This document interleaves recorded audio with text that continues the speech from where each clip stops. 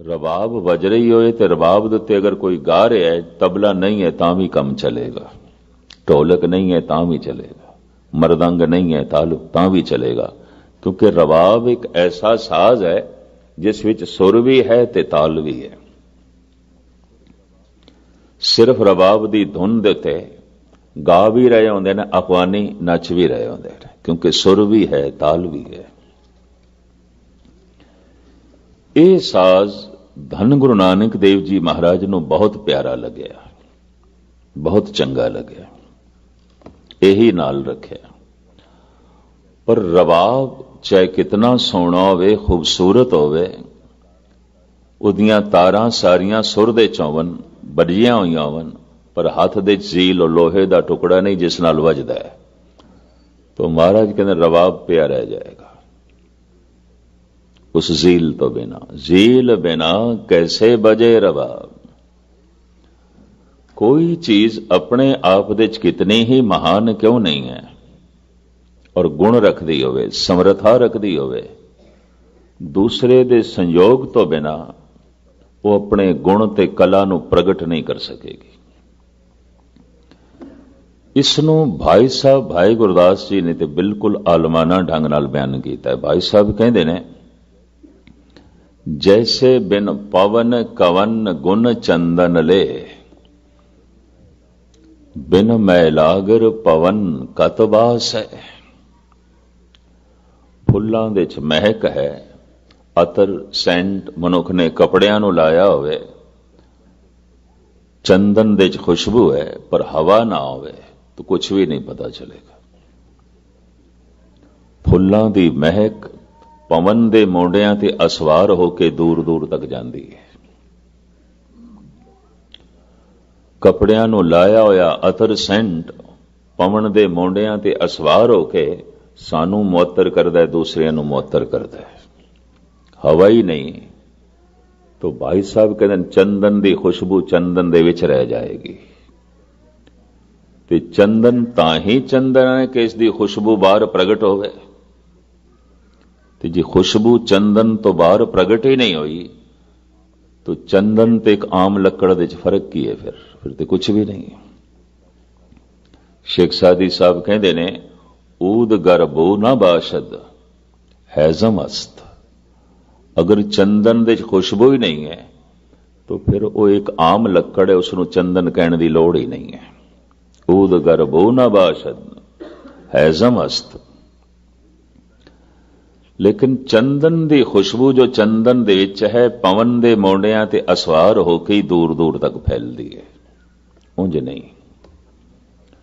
तो चंदन अपने आप दे कितना ही महान क्यों ना होवे, इहदी महानता नूं प्रगट करन लई पवन चाहीदी है, हवा चाहीदी है, वरना नहीं।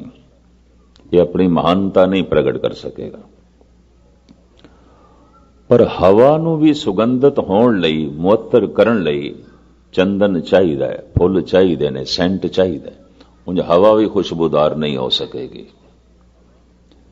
जे हवा ने सुगंधित होना है तो चंदन ते फुल चाहिए ने, ते फुल ते चंदन ने अपनी महक दूर दूर तक फैलानी है तो फिर पवन चाहिए, हवा चाहिए। एक दूजे नूं एक दूजे दा आसरा चाहिए। ये आसरा तोड़ दिओ तो दोवें बेमैनी हो जाते हैं। दूसरी दलील दी है भाई गुरदास जी ने, जैसे बिन बोहत खेवट से ना पार परे, बिन खेवट बोहत कत बिसास है। जैसे बिन वैद औखद गुण गोप होत, बिन औखद वैद रोगे ना गरास है। जड़ी बूटियां दवाइयां च बहुत सारे गुण होंदे ने, परमात्मा ने पाए ने, ईश्वर ने पाए ने, लेकिन कोई वैद नहीं है, कोई बूटी दी सूझ समझ वाला नहीं है, तो बूटी दे गुण उस दे विच ही रह जाणगे, नहीं प्रगट होणगे। कोई इतनी कीमती जड़ी बूटी बेमैनी, किसी कम दी नहीं। मैं एक प्रत्यक्ष करिश्मा देखिया सी।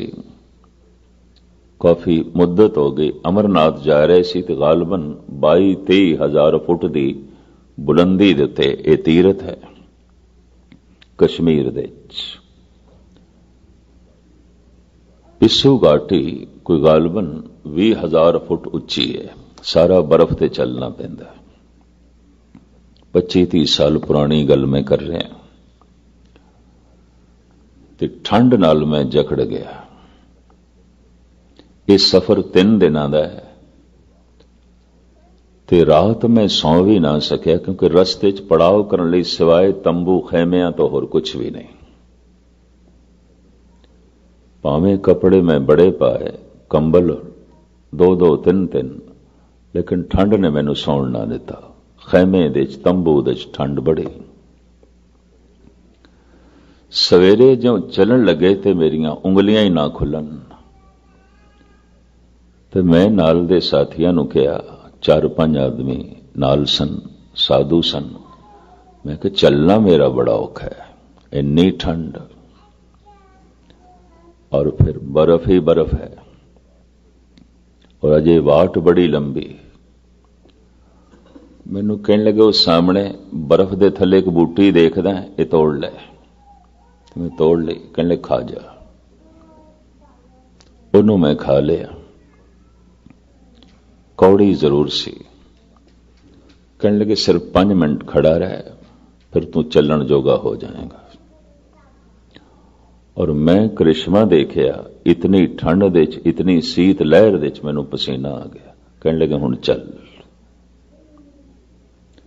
ऐसी बूटियां वो मैनू कहने लगे जे एक दिन खा लीए 3-3 4-4 दिन भुख भी नहीं लगती। फिर मैनू समझ आई है जिहड़े गंगोत्री दे बदरी नारायण दे साधु रह जाते ने सारा साल कट लेंदे ने ते कोई जांदा नहीं उस पासे गालबन 6 महीने। मैं कहना बूटियां दे आसरे ते ही कटदे ने। ऐसा मैं अपना अंदाजा लाया। मैं कहा ऐसी कीमती जड़ी बूटियां लेकिन वैद जानकार तो बिना उन्हां दे गुण उन्हां दे विच ही रह जांदे ने मर जाते हैं। जड़ी बूटी दे गुण प्रगट होंदे ने वैद करके पर वैद दे गुण प्रगट होंदे ने जड़ी बूटी करके। एक रोगी बंदा है बीमार बंदा है वैद कोल चला जाए तो वैद ते बैठा है दवाई कोई नहीं उहदे कोल ते जड़ी बूटियां होवन दवाइयां होवन पर वैद कोई नहीं तो बेमैनी। जड़ी बूटी दे गुण प्रगट होंदे ने वैद करके ते वैद दी महानता प्रगट होंदी जड़ी बूटियां करके। भाई गुरदास जी कहते ने किसी भी चीज दे उत्ते निगाह मार के देखो जो वस्तु अपने गुण प्रगट कर रही है किसी दे आसरे नाल उंज नहीं। साज पए ने वजंतरी तो बिना साज नहीं वज सकते। कुछ भी नहीं पता चलेगा इन्हां साजां दे च की है। भाई साहब कहते ने दरिया तो पार होना है बेड़ी है पर मलाह कोई नहीं। ते मबा दा मलाह होवे ते बेड़ी ना होवे ते फिर किस तरह पार होवांगे। बेड़ी महान कारज उदों सिद्ध करदी है जद मलाह होवे ते मलाह पार करन दे च उदों समर्थ होंदा है जद बेड़ी होवे। मलाह दे गुण उदों प्रगट होंदे ने।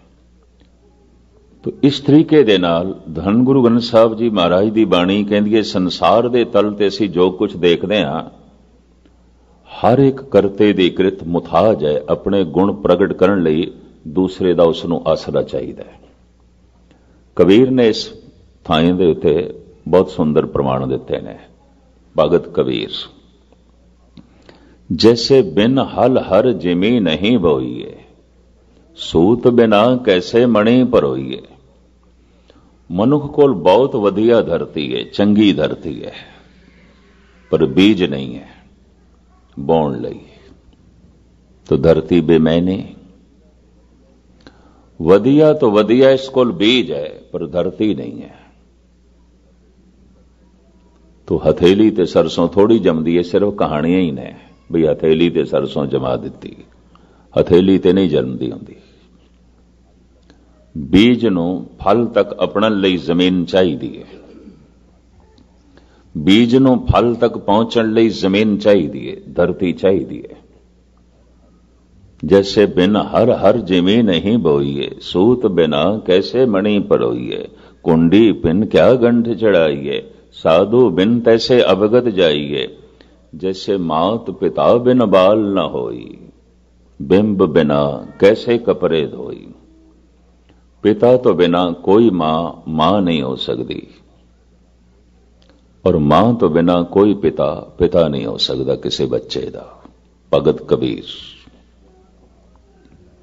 जैसे मात पिता बिन बाल न होई, बिंब बिना कैसे कपड़े धोई। साबण है और अच्छे तो अच्छे वाशिंग पाउडर होवन, पर पानी नहीं है, बिंब पानी। तो भाई साहब जी कहते ने साबण बेमैने। कबीर, कपड़े की मैल किस तरह निकलेगी। ये चंद मैं थोड़े सामने उदाहरण रखे ने, और ये उदाहरण न्याय शास्त्र दे करता गौतम ने दिते ने। कहते जिथे तक मैं संसार दे देखदा, एक वस्तु दूसरे दे आसरे ते खड़ी है। वो आसरा उस कोल खो लईए, वो कम करनों रह जाती है, नहीं कर सकेगी, खो जाएगी, मिट जाएगी। चाहे सूक्ष्म जगत है, चाहे अस्थूल जगत है, एक दूजे दे आसरे नाल चल रहे हैं। इस दी इन्हां ही दलीलां नूं पकड़ के कुछ एक ने कह दिता, शायद फिर परमात्मा नूं भी आसरे की लोड़ है। तो पता उन्होंने की आख्या, नास्तिक लोगों ने, चलो परमात्मा नूं करता मन लेंदे आ, कारण नहीं है, वो कारण नहीं है। और दलील, घड़े दा करता कुमार जरूर है, कारण नहीं है, कारण ते मिट्टी है। फिर नमित्तो उपादान कारण, चलो मिट्टी भी होवे तां भी कुमार नहीं बना सकता। घुमदा होया चक चाहिदा है, सोटा चाहिदा जिस नाल चक घुमदा है, ते घड़े बनदे ने। करता मन लैंदियां गहणियां दा सुनार नूं, पर कारण नहीं है, कारण ते सोना है। और ना होवे सोना तो किस तरह बनाएगा। तो चलो सोना भी होवे, कारण भी होवे, तां भी नहीं बना सकेगा अगर औजार नहीं ने। निमित्त उपादान कारण नहीं है। संसार दी इस ढंग दी व्याख्या करदियां करदियां ये विचार परमात्मा तक पहुंचे, और आप सुन के हैरान होवोगे। स्वामी दयानंद जिन्हां ने आर्या समाज नूं जन्म दिता, इसे शास्त्र तो प्रभावित होकर कहंदा है, ईश्वर ते मादा दोवें अनादि ने, दोवें इकट्ठे चले आ रहे हैं। जी ईश्वर दा आद लभना औखा है, तो ये जो मादा है इसका भी आद लभना औखा है। भाव, जे सुनार दा आद दा पता नहीं चलता, तो सोने दे आद दा भी नहीं पता चलता। ये दोवें इकट्ठे चले आ रहे हैं। तो इसका मतलब एक नहीं है, दो ने। एक मादा है, एक परमात्मा है। एक वस्तुआं ने, एक सोना है, एक सुनार है। तां गहणियां दी बनतर हुई है, तां गहणे आलमे वजूद दे चाहे ने। आर्या समाज इस ते खड़ा है। यही कारण है आर्य समाज दे विच कोई गूढ़े भगत रसक पुरुष नहीं पैदा होए। ये ख्याल ही ऐसा है कि मनुख दे अंदर ईश्वर दी महानता नूं प्रगट ही नहीं आउण दिंदा। ऐसा कुमार है परमात्मा, अगर मिट्टी नहीं, घुमदा होया चक नहीं तो कुछ नहीं कर सकता, मुताज है। और ये मिट्टी ते कुमार दोवें अनादि ने, दोवें आदकाल तो चले आ रहे ने। स्वामी दयानंद सत्यार्थ प्रकाश दा करता है। इस तरह दे होर कैशो चंद्र इत्यादक इस सोचनी दे जितने पुरुष ने, कहते ने ईश्वर नूं करता मनदे आ, कारण नहीं है। और किधरे किधरे कुछ होर अवतारी पुरुषों ने जिस ढंग नाल व्याख्या की, उस तो भी भरम खड़ा हो जाता है। जैसे कहते ने एक परमात्मा है, एक माया है। एक खुदा है, एक शैतान है। नेकियां खुदा तो आउंदियां ने, बदियां शैतान तो आउंदियां ने। सारे गुण खुदा तो आउंदे ने, सारे अवगुण शैतान तो आउंदे ने। फिर ते शैतान की पूजा करनी चाहिए। क्यों कि शैतान तो जो कुछ आउंदा है, अवगुण संसार दे च ज्यादा ने, गुण ते बहुत घट ने, बुराइयां ते बहुत ज्यादा ने, नेकियां ते बहुत घट ने। ते फिर ते इंज दिसदा पिया खुदा हार रहा है, शैतान जित रहा है। फिर ते शायद शैतान ही खुदा है, खुदा कुछ भी नहीं है, शैतान दे सामने कमजोर है। अगर कह दईए नेकियां खुदा तो आ रही ने, बदियां शैतान तो आ रही ने, और शैतान बदियां नूं रोक देंदा है, इसदा मतलब खुदा दी खुदाई नूं रोक देंदा है। तो फिर ते शैतान बड़ा बलवान है, बड़ा शक्तिशाली है, फिर ते खुदा कुछ नहीं।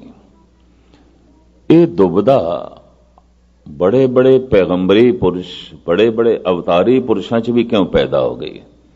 स्वामी दयानंद जैसे तार्किक लोगों च भी किस तरह पैदा हो गई? सिर्फ इत्थों मन लेंदे आ परमात्मा प्रकाश है, तो फिर जिहड़ा ये अंधेरा है, इहदे बारे की कहिए? ये अंधेरा की है? मन लेंदे एक जीवन है परमात्मा, पर यह मौत की है, ये जगत मिटदा होया की है। अगर ये कहिए जगत मिटदा होया रब है, परमात्मा है, उसे दा ही रूप है, तो फिर कहना पएगा एक कबर दे खुदा नूं पा रहे हैं, रब नूं पा रहे हैं, और की है? ये अर्थी जला रहे हैं परमात्मा दी। मर गया परमात्मा, उन्होंने मोंडे ते चुक के ले जा रहे हैं। कोई सूरज मिट रहा है, कोई चंद्रमा मिट रहा है, किधरे धरती मिट रही है। इस मिटदे हुए तो घबरा के कुछ एक ने कह दिता, शायद जीवन परमात्मा है, मौत शैतान है, माया है। नेकियां ईश्वर तो आ रही ने, बदियां माया करके ने, शैतान करके ने। तो इस तरीके नाल अगर नाप तोल करना होवे तो बदियां ज्यादा ने, नेकियां बहुत घट ने। अंधेरा बहुत ज्यादा है, रोशनी बहुत घट है। अद्धी जमीन ते तेंज समझ लो अंधेरा रहिंदा ही है, एक पासे रात एक पासे दिन, पर जमीन दे थल्ले भी अंधेरा है। सागर दी गोद दे च भी अंधेरा है, थल्ले चले जाओ तो अंधेरा ही अंधेरा है। और की है? अंधेरा तो बहुत ज्यादा है, रोशनी तो बहुत घट है। तो जे गुणा नूं नापोगे तोलोगे तो गुण बहुत घट ने, बहुत घट ने, अवगुण बहुत ज्यादा ने, व्यापक ने, बड़े प्रबल ने। तो फिर किस तरह कहिए ईश्वर कमजोर है? महात्मा बुद्ध जैसे ने अपने चचेरे बिराई नूं साफ उपदेश देंदियां कह दिता सी, आनंद नूं, बहुत वड्डी भीड़ दे कोई चंगे मनुख नहीं आउंदे, और चंगे मनुखां दी कोई भीड़ नहीं आउंदी। सूत्र इस नूं कहंदे ने, दो शब्दां विच बहुत वड्डी गल कह देनी, आनंद भीड़ तो मुतासर ना होवी, बहुत वड्डी भीड़ विच कोई चंगे मनुख नहीं आउंदे, पेड़ा चाल आउंदी है। और चंगे मनुखां दी कोई भीड़ नहीं आउंदी, भाव थोड़े आउंदे ने, बहुत थोड़े आउंदे ने। तो इसका मतलब है खुदा बहुत थोड़ा है, शैतान बहुत ज्यादा है। माया बड़ी प्रबल है, ईश्वर बहुत छोटा है। हिम्मत कीती है गुरु नानक गुरु गोबिंद सिंह जी ने। आप कहते नहीं, सब कुछ उसे तो ही है। करन कारण प्रभ एक है, दूसर नाहिन को है। वो करता भी है, वो कारण भी है। रोशनी भी उसे तो आउंदी है, अंधेरा भी उसे तो आउंदा है। तंदुरुस्ती भी उसे तो आउंदी है, बनी हुई मर्यादा के मुताबिक बीमारी भी उसे तो ही आउंदी है। जीवन भी उसे तो आउंदा है, मौत भी उसे तो आउंदी है। क्यों? वो कृत नहीं है, सब कुछ दा करता है। जो कुछ भी जगत विच दिखाई दे रहा है, हो रहा है, सब उसे तो। सबको काल सबन को करता, रोग सोग दो खन को हरता। इतनी समझ आंदियां मनुख दा करतापण मिट जांदा है और मनुख परमात्मा दा रूप हो जाता है। अगर इतनी समझ आ जाए, अपने आप को हटा लवे मैं करता नहीं। इसे नूं कहा गुरु अर्जन देव जी महाराज ने, बहुतियां कोल मैला धर्म है ते निर्मल धर्म किस दे कोल होंदा है। तो इत्थे सवाल पैदा होंदा है, धर्म भी मैला होंदा है ते निर्मल होंदा है।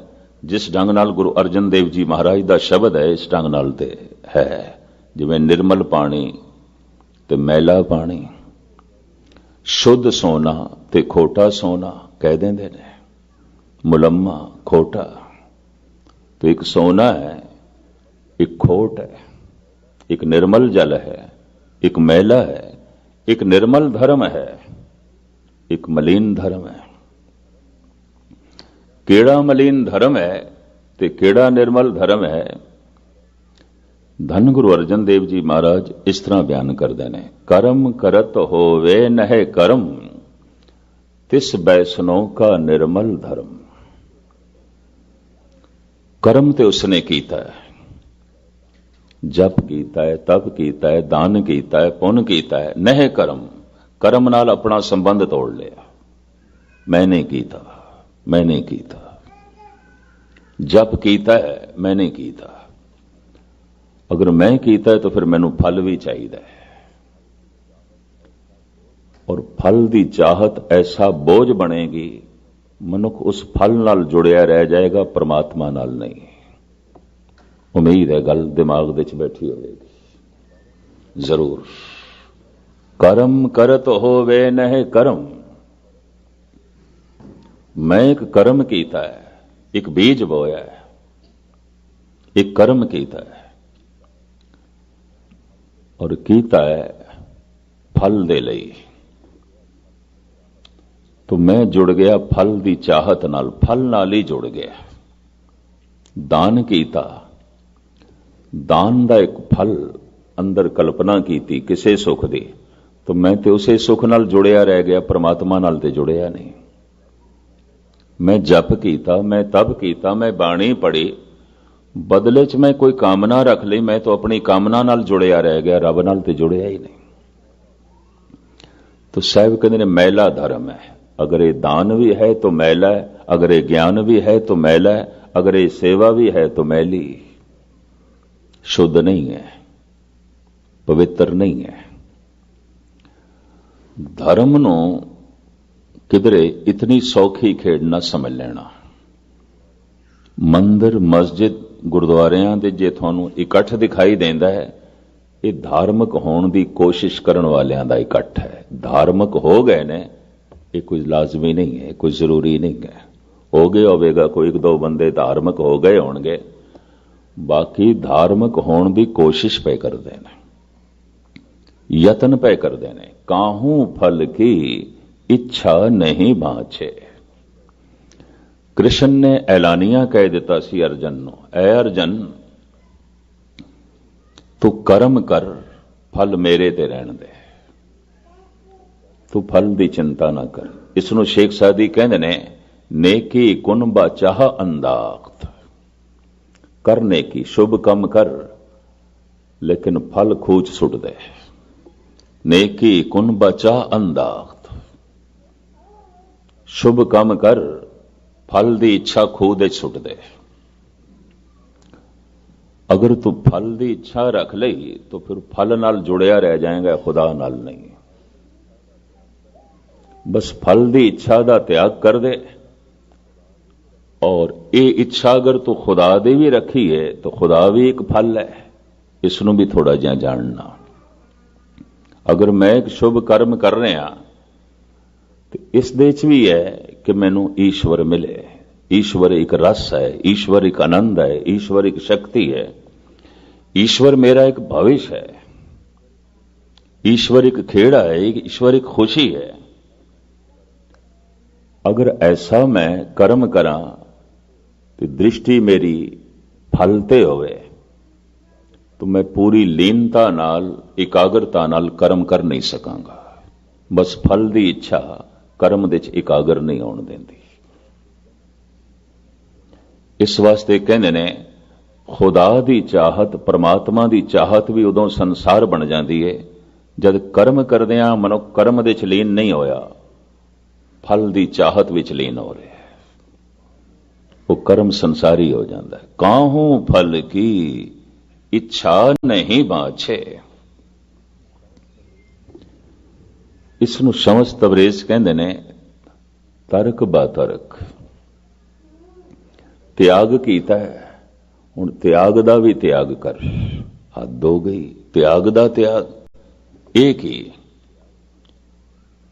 तू त्याग कीता है, समा कढ़िया है, दान कीता है, पुण्य कीता है, बहुत कुछ कीता। हुण त्याग दा भी त्याग कर। त्याग दा त्याग की है? जो कुछ मैं कीता उसका जो फल है हुण उसका भी त्याग कर। ये कठिन गल है। यही कारण है कि धार्मिक मनुख सारी जिंदगी धार्मिक कर्म करता रहता है, ना रस, ना खेड़ा, ना खुशी, ना समाधि, ना बैराग। बेरसी नाल बाणी पढ़दा, बेरसी नाल कीर्तन सुनदा, बेरसी नाल कथा कीर्तन करदा है, बेरसी नाल गुरु कोल बैठदा है। क्योंकि फल, वो जिहड़ी फल की इच्छा है कर्म दे च लीन नहीं होण देंदी। और इस इच्छा नूं एक पासे करिए तो कर्म ही भगवान बन जाता है, कर्म ही परमात्मा बन जाता है, कीर्तन ही ईश्वर बन जाता है, पाठ ही परमात्मा बन जाता है, जप ही ईश्वर बन जाएगा, सेवा ही ईश्वर बन जाएगी। सेवा विचों ही ऐसी मस्ती, ऐसा सरूर मिल सकता है, ये इच्छा ही नहीं रहेगी परमात्मा मिले, क्योंकि सेवा दे च उसकी झलक मिल जाएगी। और मैं अक्सर अर्ज करदा हुंदा, अगर ऐसा अंदरों कुछ ना हो सके तो चलो बाहरों पहले कोशिश करो। लंगर बना रहे हो तो यह सोचो गुरु ਲਈ बना रहे हैं, किसी ਲਈ नहीं, परमात्मा ਲਈ बना रहे हैं। वंडन लगो तो परमात्मा नूं छका रहे हैं। गुरु ग्रंथ साहब कोल बैठो, परमात्मा कोल बैठे हैं, ईश्वर कोल बैठे हैं। तो जद हुण ईश्वर कोल बैठे हैं तो हुण कादी इच्छा? सर्व शक्तिमान कोल बैठे हैं, अंतरयामी दे कोल बैठे हैं। हुण जे तू अपनी इच्छा सामने रख तो इदा यह मतलब है रब नूं कुछ भी नहीं पता। वो कोई सियाणी मां नहीं है जिन्हों इतना ही ना पता होवे कि इस बच्चे दी लोड़ां की ने।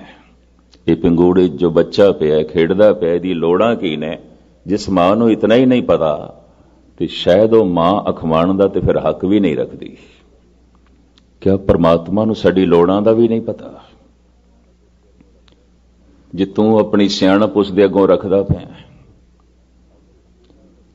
और अगर इच्छा रखी तो तू अपनी लोड़ां नाल फल नाल ही जुड़िया रह जाएगा और हंकार बनिया रहेगा। दान करके, ज्ञान करके, कथा करके, कीर्तन करके बार बार हंकार ते प्रगट होवेगा, निरंकार नहीं। कि कोई तू करता बने हुए तो करता तू है नहीं,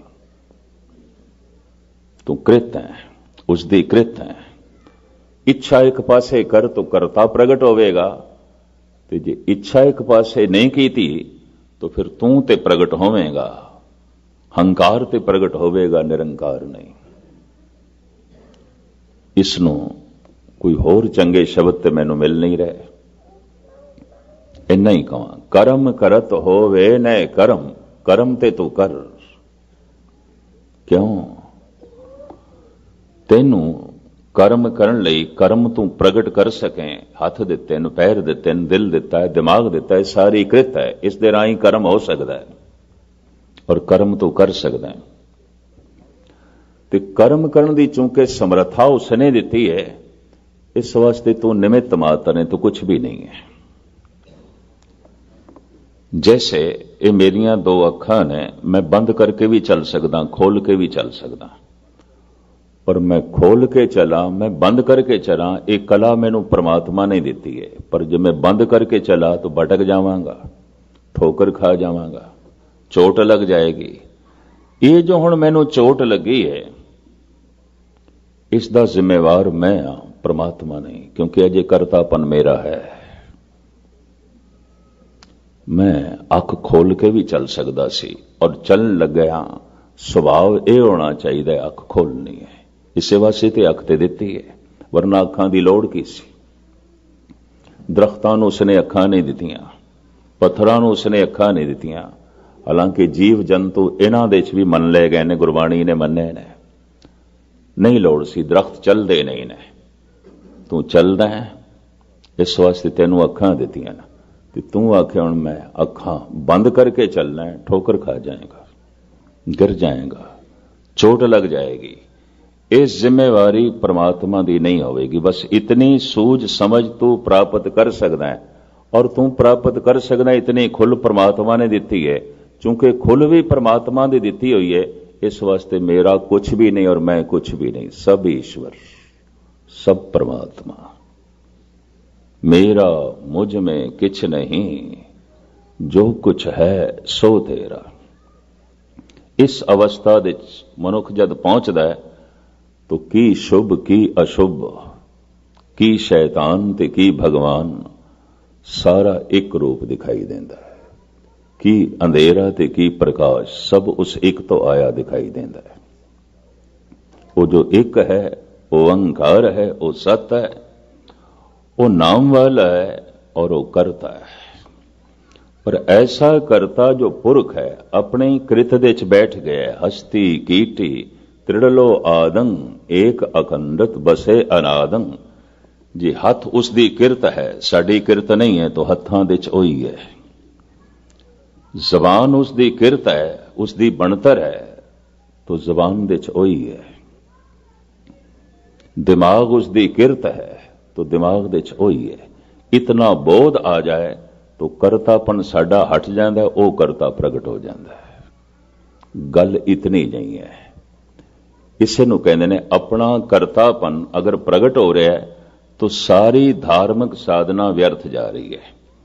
अपना करतापन मिटदा जा रहा है तो करता प्रगट होंदा जा रहा है, बस यही सफलता है, यही सफलता जो है मिल रही है। इत्थे तक ते धन गुरु नानक देव जी महाराज ने परमात्मा की होंद बयान की है। अगे आप कहते हैं उहदा सुभाव, उहदे सुभाव विच तीन चीज़ां नहीं ने, निरभव, निरवैर, अकाल। समा नहीं है, वैर नहीं है, भय नहीं है। परमात्मा दे च ये तीन चीज़ां नहीं ने। है कि उस दे विच ये लंबी चौड़ी गाथा है, बयान नहीं की जा सकती। सारे भगतां ने कहा है, वो की है बयान नहीं कर सकते। हाँ, वो की नहीं है तो कह सकते हैं। वो की नहीं है ऐसा तो भगतां ने कह देंगे हैं, पर वो की है नहीं कह सकते। यही कारण है कि एक साइंटिस्ट के सामने अज दे युग विच एक भगत बेमै नहीं है। एक साइंटिस्ट जो कुछ कहता है, प्रूफ देता, सबूत सामने रखता है। एक भगत जो कुछ है उसके बारे कोई सबूत नहीं दे सकता, और सबूत प्रत्यक्ष रूप तो एक पासे बोल के भी नहीं दे सकता, बयान भी नहीं कर सकता। क्या हूं कथी कथे, कथ देखा मैं अकथ ना कथ ना जाए। जो मैं देखे मैं कह कह के थक गया, मैं नहीं कह सकता। गुरु नानक जे हो जाना, जे मैं जान भी लिया तो मैं नहीं कहना। क्यों? जान लिया तो कह दो। जे हो जाना आखा ना ही, कहना कथन ना जाई। मैं नहीं कह सकता, मेरे बयान तो परे, मेरे कहने तो परे, आउंदा ही नहीं मेरे कहने विच। मैं जितना कहना वो मेरे कहने तो बाहर हो जाता है, मेरे शब्दां तो बाहर हो जाता है, मैं नहीं कह सकता। इसे ने गुरु गोबिंद सिंह जी महाराज ने कहा, कहा नामक ताको कहां कह कहावे, कहा मैं बखानो, कहे मो ना आवे। मैं कह कह के थक गया, मेरे कहने च नहीं आउंदा। मैं बोल के नहीं प्रगट कर सकता, मैं बोल बोल के कुछ भी नहीं कह सकता। हुण एक प्रत्यक्ष प्रमाण भी नहीं ते बोल के भी प्रगट ना होवे तो फिर भरोसा किस तरह करिए, विश्वास किस तरह करिए, भगत दी गल ते किस तरह विश्वास करिए। दुनिया दे जितने वड्डे अवतारी पुरुष सन उतनी कठिनाई चो लंघे। कोई सूली ते चढ़दा, किसी दे बंद बंद कट्टे गए, कोई तत्ती तवी ते बैठदा है, ਕਿਸੇ ਨੂੰ ਉਨ ਠੋਕਰਾਂ ਖਾਣੀਆਂ ਪਈਆਂ। ਕਾਰਨ ਨਹੀਂ ਸਮਝਦੇ, ਚਾਹੇ ਉਹ ਕੋਈ ਪ੍ਰਤੱਖ ਪ੍ਰਮਾਣ ਨਹੀਂ ਦੇ ਸਕੇ, ਔਰ ਉਦੋਂ ਨਹੀਂ ਦੇ ਸਕੇ, ਅੱਜ ਵੀ ਨਹੀਂ, ਕੋਈ ਪ੍ਰਤੱਖ ਪ੍ਰਮਾਣ ਨਹੀਂ। ਅਗਰ ਇੱਕ ਸੰਤ ਇੱਕ ਭਗਤ ਨੂੰ ਕਹੀਏ ਕੋਈ ਪ੍ਰਤੱਖ ਪ੍ਰਮਾਣ ਦੇ, ਚਲੋ ਬੋਲ ਕੇ ਹੀ ਸਪਸ਼ਟ ਕਰ ਦੇ, ਨਹੀਂ ਹੈ, ਇਸ਼ਾਰੇ ਹੀ ਨੇ, ਸਿਰਫ ਸਾਰੇ ਇਸ਼ਾਰੇ ਨੇ। ਧੰਨ ਗੁਰੂ ਅਰਜਨ ਦੇਵ ਜੀ ਮਹਾਰਾਜ ਕਹਿੰਦੇ ਨੇ, ਬਿਸਮ ਬਿਸਮ ਬਿਸਮੇ ਹੀ ਭਈਏ ਲਾਲ ਗੁਲਾਲ ਰੰਗਾਰੇ, ਕਹੋ ਨਾਨਕ ਸੰਤਨ ਰਸ ਆਈ ਹੈ, ਜਿਉ ਚਾਖ ਗੂੰਗਾ ਮੁਸਕਾਰੇ। ਗੂੰਗੇ ਦੀ ਮੁਸਕਰਾਹਟ ਤੇ ਦੱਸਦੀ ਹੈ ਕੁਝ ਖੁਸ਼ੀ ਹੈ, ਇਸ ਦੇ ਕੋਲ ਆਨੰਦ ਹੈ, ਪਰ ਇਹ ਖੁਸ਼ੀ ਕਿਸ ਚੀਜ਼ ਦੀ ਹੈ, ਉਸ ਦੇ ਕੋਲ ਪੁੱਛੀਏ ਤਾਂ ਕੀ ਦੱਸੇ, किस तरह बयान करे। इतना वड्डा रस, इतना वड्डा प्रकाश, इतनी छोटी जबान बयान किस तरह करे। इस वास्ते साइंटिस्ट पूज हो गया, महान हो गया, जो कुछ कहता है उदा सबूत देंदा है। भगत कहता है मैं कह के भी कुछ नहीं कह सकता, बाकी प्रत्यक्ष प्रमाण देना तो एक पासे, मैं कह के भी कुछ नहीं कह सकता। कुछ सियाणे पुरुषां नूं ਜਿਹੜੇ ਅਭਿਆਸੀ ਆਉਂਦੇ ਨੇ ਤੇ ਅੰਤਰਮੁਖੀ ਆਉਂਦੇ ਨੇ, ਉਹਨਾਂ ਦੀ ਕੁਝ ਸਮਝ ਤੇ ਪਕੜ ਦੇ ਚ ਗੱਲ ਆਉਂਦੀ ਹੈ ਤੇ ਉਹ ਇੰਜ ਕਹਿ ਲੋ ਜ਼ੀਨਾ ਬਣ ਜਾਂਦੇ ਨੇ ਸੰਸਾਰ ਦਾ, ਉਹਨਾਂ ਦੇ ਆਸਰੇ ਤੇ ਕੁਝ ਬਾਕੀਆਂ ਨੂੰ ਪ੍ਰੇਰਨਾ ਮਿਲਣ ਲੱਗ ਪੈਂਦੀ ਹੈ। ਤਾਂ ਧੰਨ ਗੁਰੂ ਨਾਨਕ ਦੇਵ ਜੀ ਮਹਾਰਾਜ ਕਹਿੰਦੇ ਨੇ, ਐਸਾ ਕਰਤਾ ਹੈ ਆਪਣੀ ਕ੍ਰਿਤ ਦੇ ਚ ਪੂਰਿਆ ਹੋਇਆ, ਉਹਦੇ ਚ ਭੈ ਨਹੀਂ ਹੈ, ਉਸ ਦੇ ਚ ਵੈਰ ਨਹੀਂ ਹੈ, ਉਸ ਦੇ ਚ ਸਮਾਂ ਨਹੀਂ ਹੈ, ਉਸ ਦੇ ਚ ਹੈ ਕਿ ਨਹੀਂ ਕੁਝ ਕਹਿ ਸਕਦੇ, पर उस की नहीं है। प्रथम भय नहीं है, वैर नहीं है और समा नहीं है, काल नहीं है। काल कहते हैं समय नूं, वक्त नूं। परमात्मा दे च वक्त नहीं है, परमात्मा दे च वैर नहीं है ते परमात्मा दे च भय भी नहीं है। सगल समगरी डरे व्यापी, बिन डर करने हारा। महाराज कहते भय सब थाई है, पशुआं दे च, पक्षियां दे च, मनुखां दे च, देवियां दे च, देवतियां दे च भयभीत ने, अपने अपने ढंग दा भय। सगल समगरी डरे व्यापी, बिन डर करने हारा। ते भय केवल मौत दा ही है और किसी चीज दा नहीं, किसी चीज दा ही नहीं। सारी सुरक्षा मौत तो है, सारा डर मौत दा है। और गजब की गल है, मौत का डर उस दिन मिटता है जब जीवन की तरह इसनूं कबूल कर लईए, उस तो पहले नहीं मिटता। जन्म है, जीवन है तो मौत भी है, कबूल कर।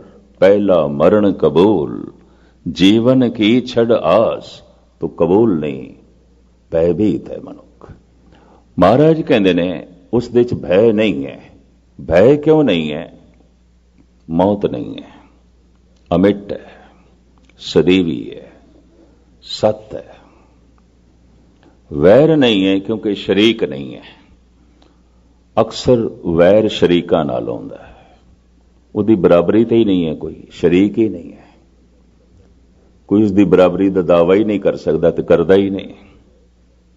वैर तो रहत है, भय तो रहत है, काल तो रहत है। ये तिन्ने अवस्थावां जो अपने आप दे च एक बारीकी रखी दियां ने, मैं कल सवेरे कल शाम दे दीवान दे थोड़े सामने खोलण दी कोशिश करांगा। वो निर्भय है, वो निर्वैर है, वो अकाल है। अकाल काल नहीं है, उहदे च समा नहीं है। परमात्मा दे च वक्त नहीं है, परमात्मा दे च वैर नहीं है और परमात्मा दे च भय भी नहीं है।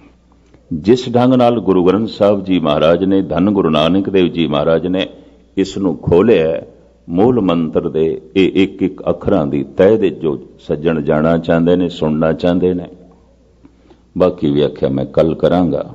निर्भव, निर्वैर, अकाल उसका सुभाव है। पुरख, करता, नाम, सत, ओंकार एक उसका स्वरूप है, उसकी होंद है। एक ओंकार, सत, नाम, करता, पुरख उसका स्वरूप है। निर्भव, ਨਿਰਵੈਰ ਅਕਾਲ, ਇਹ ਉਸ ਦਾ ਸੁਭਾਅ ਹੈ, ਉਹਦੀ ਸੀਰਤ ਹੈ। ਤੋ ਉਸ ਦੀ ਸੀਰਤ ਨੂੰ ਤੁਛ ਬੁੱਧੀ ਅਨੁਸਾਰ ਮੈਂ ਕੱਲ ਸ਼ਾਮ ਨੂੰ ਤੁਹਾਡੇ ਸਾਹਮਣੇ ਬਿਆਨ ਕਰਨ ਦੀ ਕੋਸ਼ਿਸ਼ ਕਰਾਂਗਾ। ਲੇਟ ਨਾ ਕਰੀਏ। ਸਾਰਿਆਂ ਦਾ ਹਾਰਦਿਕ ਤੌਰ ਤੇ ਧੰਨਵਾਦ। ਭੁੱਲ ਚੁੱਕ ਦੀ क्षमा। ਧੰਨ ਗੁਰੂ ਨਾਨਕ ਦੇਵ ਜੀ ਮਹਾਰਾਜ ਬਖਸ਼ਿਸ਼ ਕਰਨ, ਰਹਿਮਤ ਕਰਨ। ਕਰਮ ਕਰਤ ਹੋਵੇ ਨਹਿ ਕਰਮ, ਤਿਸ ਬੈਸਨੋ ਕਾ ਨਿਰਮਲ ਧਰਮ। ਇਹ ਨਿਰਮਲ ਧਰਮ ਸਾਡੀ ਝੋਲੀ ਦੇ ਚ ਪਵੇ ਕਿ ਅਸੀਂ ਕਰਤੇਪਣ ਨੂੰ ਇੱਕ ਪਾਸੇ ਕਰ ਦਈਏ ਤਾਂ ਸਾਡਾ ਦਾਨ ਭਗਵਾਨ ਨੂੰ ਪੈਦਾ ਕਰੇਗਾ, ਸਾਡੀ ਸੇਵਾ ਈਸ਼ਵਰੀ ਰਸ ਨੂੰ ਪੈਦਾ ਕਰੇਗੀ, ਸਾਡਾ ਜਪਿਆ ਹੋਇਆ ਨਾਮ ਯਕੀਨ ਜਾਣੋ ਪ੍ਰਭੂ ਨੂੰ ਪ੍ਰਗਟ ਕਰੇਗਾ, ਸਾਡੀ ਪੜੀ ਹੋਈ ਬਾਣੀ ਗੁਰੂ ਨੂੰ ਪ੍ਰਗਟ ਕਰੇਗੀ। ਪਰ ਸਾਡਾ ਕਰਤਾਪਣ ਅੱਗੇ ਆ ਗਿਆ ਤਾਂ ਸਾਡਾ ਹੰਕਾਰ ਤੇ ਪ੍ਰਗਟ ਹੁੰਦਾ ਜਾਏਗਾ, ਨਿਰੰਕਾਰ ਤੋਂ ਦੂਰੀ ਹੁੰਦੀ ਜਾਏਗੀ। ਕਰਤੇਪਣ ਨੂੰ ਇੱਕ ਪਾਸੇ ਕਰ ਦਈਏ, ਸਾਰੇ ਕਰਮ ਨਿਰਮਲ, ਤੇ ਕਰਤਾਪਣ ਆਪਣਾ ਜੋੜ ਦਈਏ, ਸਾਰੇ ਕਰਮ ਮੈਲੇ। ਤਿਸ ਬੈਸਨੋ ਕਾ ਨਿਰਮਲ ਧਰਮ। ਇੱਥੇ ਤੱਕ ਸਤਿਗੁਰਾਂ ਨੇ ਉਸ ਦੇ ਸਰੂਪ ਦੀ ਜੋ ਵਿਆਖਿਆ ਕੀਤੀ ਹੈ ਤੁਛ ਬੁੱਧੀ ਅਨੁਸਾਰ ਮੈਂ ਤੁਹਾਡੇ ਸਾਹਮਣੇ ਰੱਖੀ ਹੈ, ਉਹਦੇ ਸੁਭਾਅ ਦੀ ਵਿਆਖਿਆ।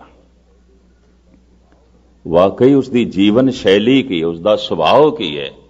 ਤਾਂ ਇਹ ਕੱਲ ਇੱਥੇ ਹੀ ਸਮਾਪਤੀ। ਹੁਣ ਆਪ ਆਨੰਦ ਸਾਹਿਬ ਦਾ ਪਾਠ ਇੱਕ ਛੋਟਾ ਜਿਹਾ ਸ਼ਬਦ ਗੁਰੂ ਕੇ ਕੀਰਤਨੀਆਂ ਪਾਸੋਂ ਸਰਵਨ ਕਰੋ ਤੇ ਸਮਾਪਤੀ। ਭੁੱਲ ਚੁੱਕ ਦੀ क्षमा। ਵਾਹਿਗੁਰੂ ਜੀ ਕਾ ਖਾਲਸਾ, ਵਾਹਿਗੁਰੂ ਜੀ ਕੀ ਫਤਿਹ।